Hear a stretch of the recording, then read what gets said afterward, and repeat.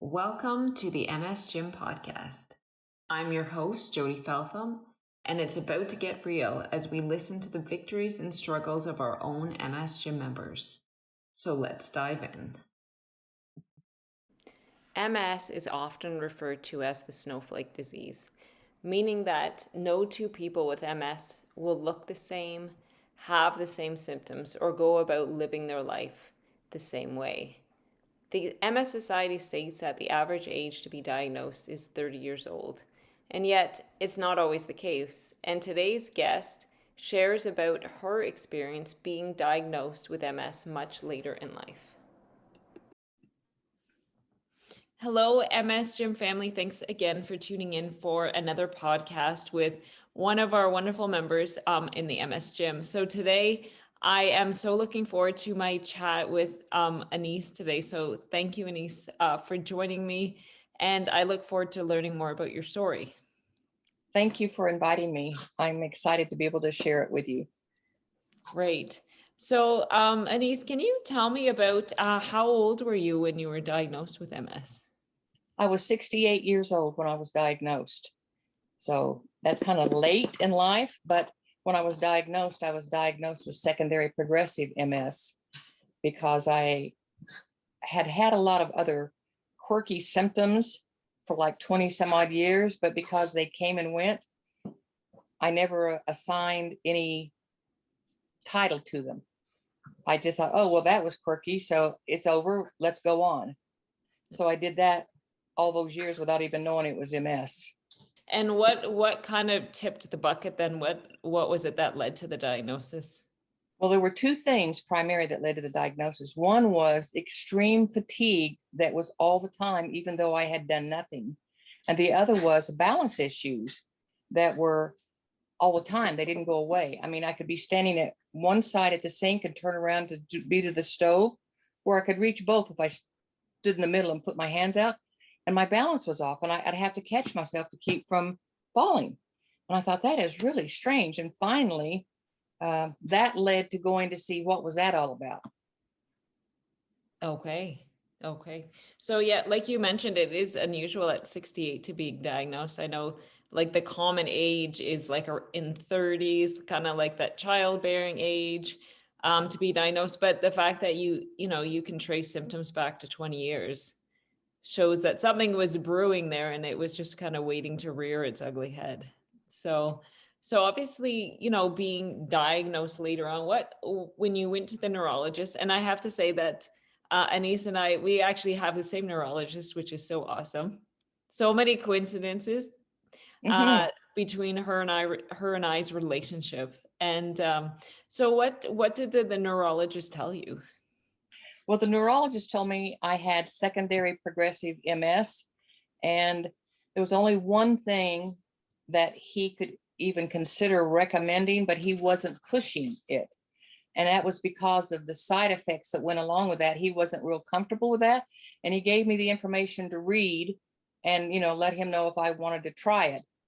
And at that time, I told him, I said, well, I'm probably not going to take it because I don't like to take a lot of medication. I said, but it's going to leave me up to my ingenuity and God's wisdom. And that's how I'm going to work at beating this and overcoming it. What challenges do you feel like MS has brought into your life if you were diagnosed, obviously at 68 and diagnosed at 30? How do you feel like your life would have slightly been altered, say your diagnosis came earlier, say these balance and fatigue issues had hit at a different point in your life? I think I would have been more challenged to overcome them. But at that time, I would have still had young children at home. And my focus really wasn't on me. I didn't learn to be self-caring until later in life. It was always, you do everything you can for your children, your husband, and you just get along and keep going. The symptoms that I had, because they were infrequent and they weren't repetitive at that time, I don't know how many people get diagnosed with secondary progressive at an early age, but that's the key to messing up your thinking about what's going on in your life, is because it doesn't ever go away. It doesn't stop. That's one thing I can say about having come to the MS gym, that I found balance that I didn't have before. Hmm. And fatigue doesn't debilitate me like it used to. Like used to, I could get up and get dressed and come downstairs. That was it. I was done for the day. How could that so exhaust me? I did not understand. That was part of my, what is going on in my life. So Okay. at a younger age, had I been diagnosed with secondary or relapse remitting, they would have probably offered more drug interventions, or what do you call those? Disease Something that, modifying therapies. yeah, Yeah. these monitoring therapies. But for me, it's always about um, what are the effects of taking that, Mm. the good effects and the things that might happen because you took it that you didn't have before. My way of looking at it, probably naively, was I have enough going on. I don't need to add any more things going on because I'm taking something to help what I have. Absolutely. And that definitely is, I know for all of our members, right? Everyone's had to make their own personal choice about whether they take medication or not. And some, some go that route, others do that with diet, or other people go all natural and do diet and lifestyle changes. And because, each of our journeys are different, and MS is so different in each person, right? Everyone has to make that decision on their own. And like you said, some of those side effects from the drugs can feel sometimes almost worse than the symptoms themselves. So, Mhm. Well, one of the other things that I did was I read a lot of others. Like there was a couple of doctors here in Canada that had written books, that I read their books, and I saw how important restricted diet was. Like I needed to modify my diet even more due to the inflammation process that was going on. And so those things that I had read and researched online made me realize, okay, I got to do some throwing out of some things and some integrating in of some newer things that are helpful to my body to help it to fight.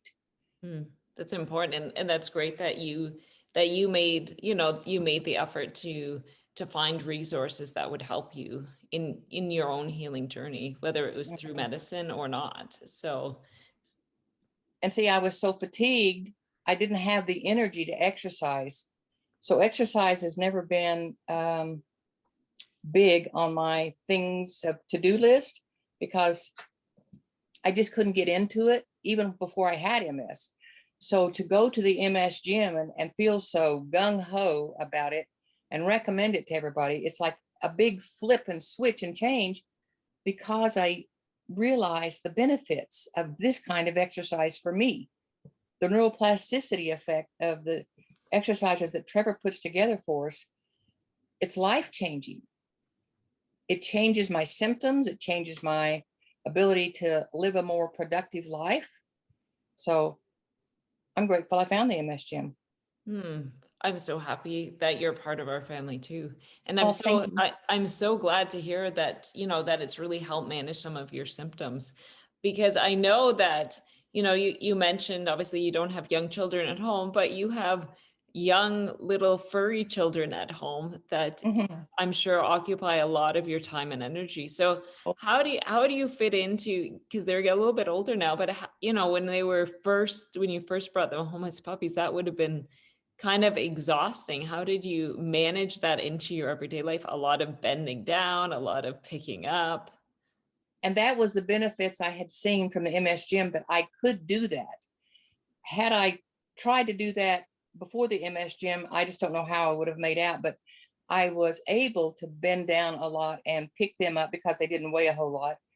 And the parts that I couldn't do as they got older, Jim was great to be there. He was right there with me, helping with them. I mean, we both became very fast at stooping down and picking things up off the floor, because if you didn't, just like little babies, they popped it in their mouth.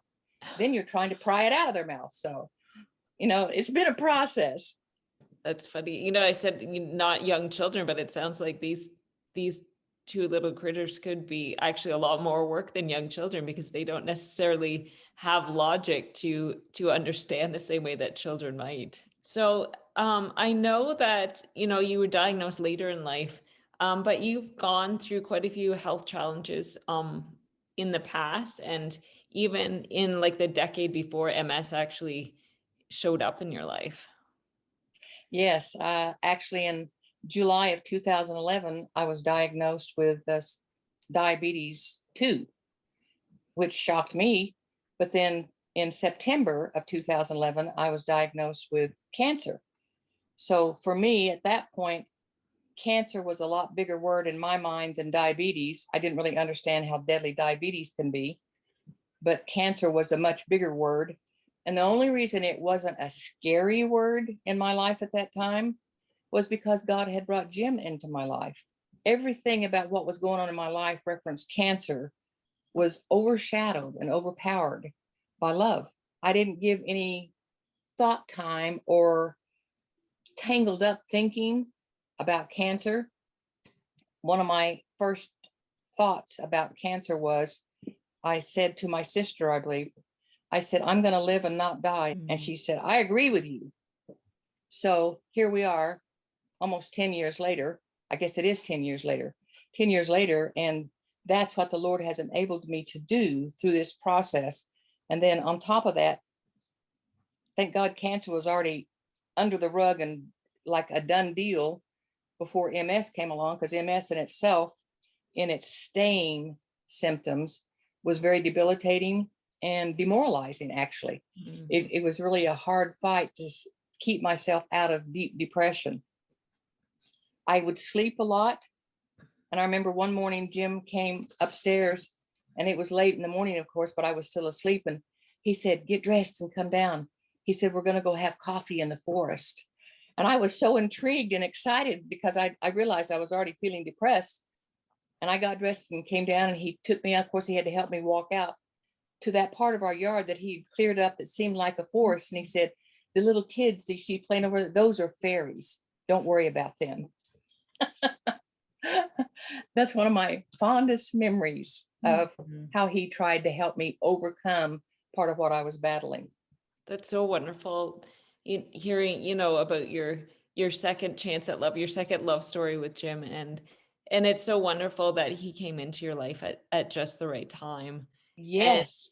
and it's incredible. And I know for many of the MS Gym members, whether they have, faith in God or in something else in the world, I know that there have been many prayers and thoughts gone up for who's going to help me. And I know that, for myself personally, definitely the MS Gym opening was definitely, it reached my life at a very dark moment. And so I'm so thankful for that. And I don't see that as a coincidence myself. And I hear time and time again how people find the MS Gym and they're like, this Hmm. is what I was searching for. I knew it was out there. So The fact that there was something out there that could and would help you if you participated with it was so much different than anything the medical community had to offer, because theirs was, this might help you with this, but it might cause this.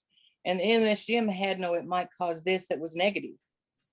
So it was like that was a medical answer, but not medical, although it works with neuroplasticity. It yeah, was an answer for me because it was something that I knew that would help me without adding to the health issues that I'd already overcome and was going through. that's that's great. And it is true. We talked about, medication having side effect, and then, people look at like diets with MS, and when you get online, you can read a million different diets, and so many of them contradict each other, and you don't know. Sometimes you kind of throw your hands up in the air, because I know I have done that, but it's true what you say, right? Exercise and neuroplasticity, it's proven that it works, and there are no negative side effects, right? There's no study that's ever going to say exercise is bad for you, right?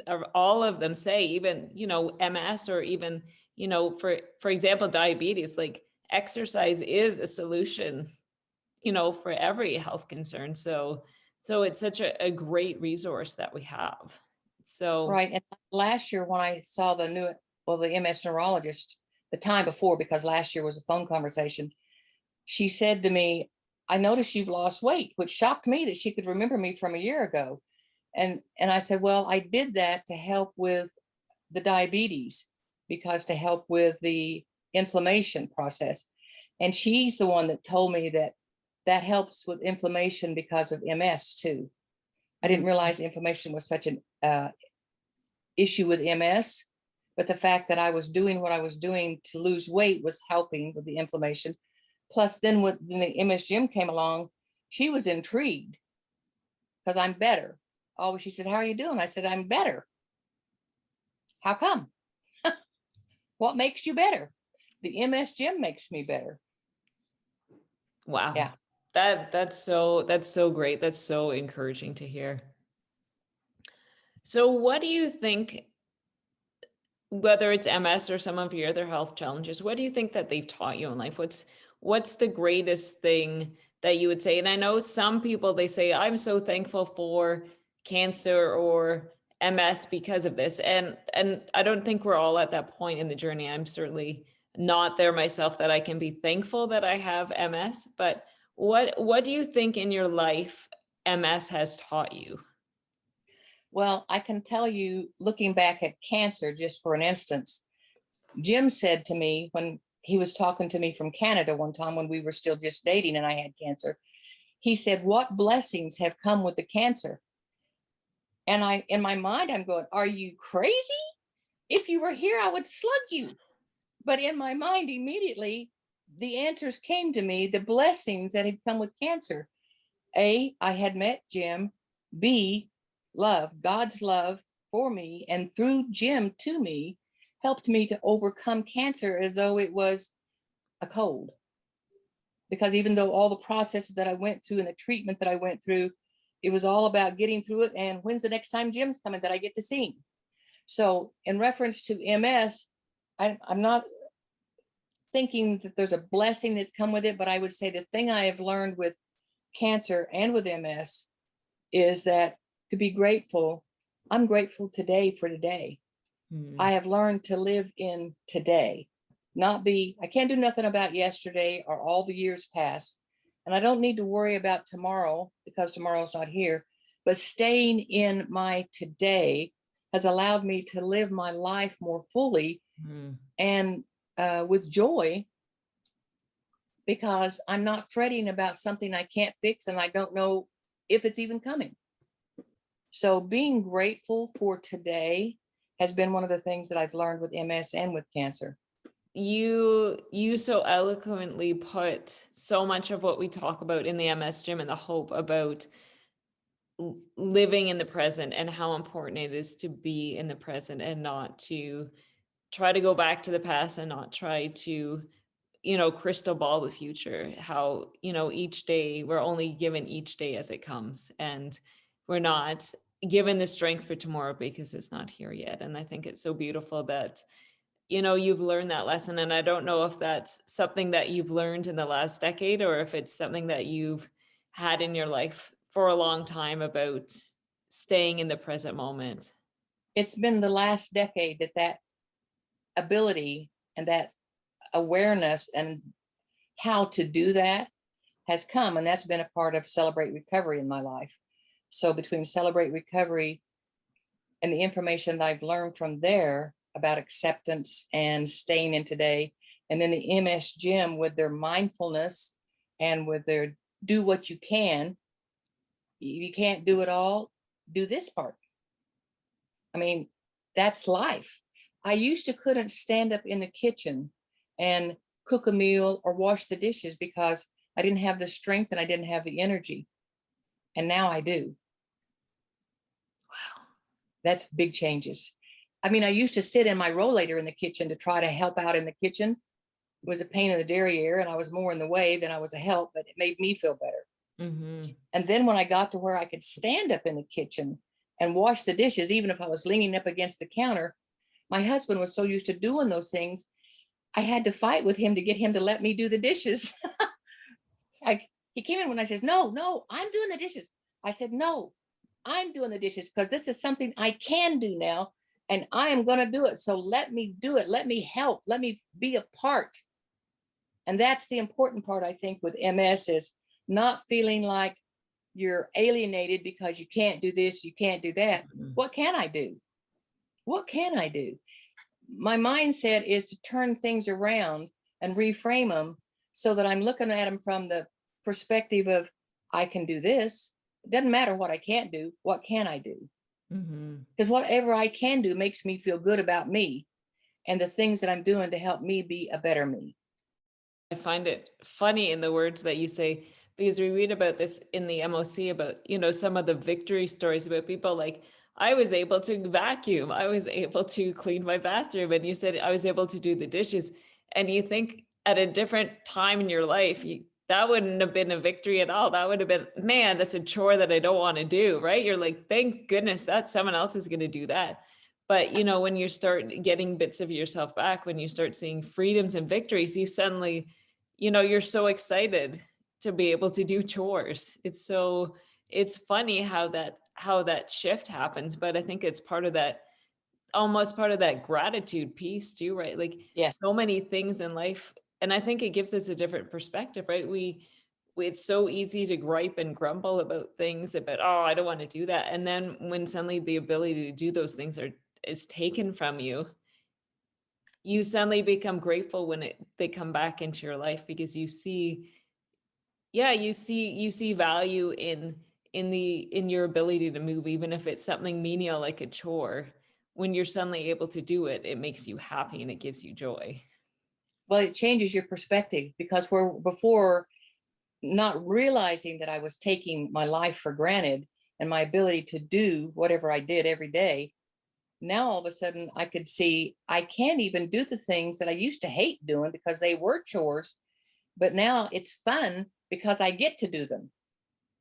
It's just a mindset change and a gratitude because life has changed, but so have I. So, is there any kind of parting words you would say? Because, being part of the MS gym, we're all ages and stages, right? From 20 somethings to, people up, seniors up in their 70s, and around that time, around that age frame. What advice do you think you have for, whether it's a particular stage or age? What would you say to your fellow MS gym family members? I think I would say we all have a purpose. Mm. We all have a reason for being in the earth at this time and during this season of life of the pandemic. And things look different from the top. If you were to crawl up on a ladder, you would see everything down below you from a different perspective. So when you go up higher and look at your life, where it's going and where it is, I'm happy with where it is. I'm happy with where it is. So I would say find the joy in every day and being grateful every day. That's one of the things I've done for a number of years was gratitude. But gratitude changes my mindset. It changes my outlook. It changes my feelings about myself. If I were to look at all the things that I can't do or that I'm not doing or that I wished I could do, that list would be so long, it would be depressing just to even make it. But to reframe it and look at what can I do? What's out there that I can learn that will change life for me as it is now? Learning about other people that had MS, looking at the things that they did, the diet changes, the supplements and vitamins that they added to their daily regime, taking up the MS gym as a forever tool, because what Trevor has done is nothing short of the miraculous, in my opinion, to come up with exercises for people, who can't move, who can't walk, who can't stand up with strength, who can't use their hands or their arms sometimes, or their legs, to come up with exercises, even if you imagine them until you can do them, your brain thinks you're doing them, you're setting patterns. As we go around the damaged parts of MS, because of the things that we're developing in our brain, the new pathways, we become better. So I would say, don't give up hope. Find someone you can connect with that will encourage you. Find a buddy group. Buddy groups have been invaluable because I've pretty much been a loner all of my life. I weave in and out, but having people that understand you Mm. and where you're coming from, like if I were to say to somebody who didn't know anything about MS, I got up this morning and I felt like I'd been run over by a Mack truck, and it was that way all day long. They'd think, what's wrong with you? Have you been taking crack? No, it's just MS.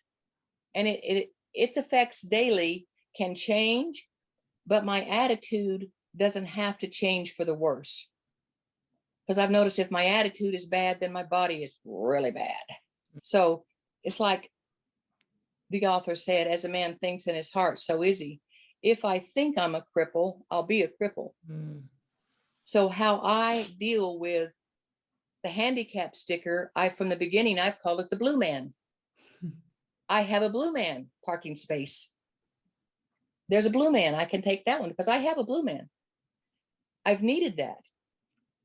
But I don't have to think of myself as handicapped or disabled. I'm able differently. Mm. And I'm overcoming one day at a time. Many times I have just survived the day because the symptoms were so bad. And then I keep pressing in until I realize I'm overcoming the day because of my mindset and my focus. If all I focus on is me and how bad I am, I become very self-centered and self-serving and self-focused. But if I deal with me and then look out to see who else might need something I can give them, Mm. even if it's a word of encouragement, or how are you doing today, or what's going on with you, or I'm sorry this happened to you. We used to go out and have coffee. Now we do it through text, through Zoom, through phone calls, but it's just connecting. It's connecting. And that's one of the real benefits of MS Gym. You have connections with people that understand and get you no matter what stage or frame you're at. And they encourage you always. You know, I've met you a few times in person, but every time that I'm in your presence, I am always encouraged, and my heart is so full with your words because I know they are so genuine and so real and part of your own life. So, Annice, thank you Thank you. so much for your time today. There is so much good stuff in here. I know our listeners will really glean a lot from it and have their hearts encouraged as well. So thank you again. And I wish you and Jim all the best. And I know celebrations and life looks much different at this time in our life, but I have no doubt that love is overflowing in your household and will continue Yeah. to do so. Thank you. Thank you for the opportunity and the invitation. I appreciate it. Mm. Do you want to give a voice to your own story or learn more about the MS Gym? You can check us out at themsgym.com.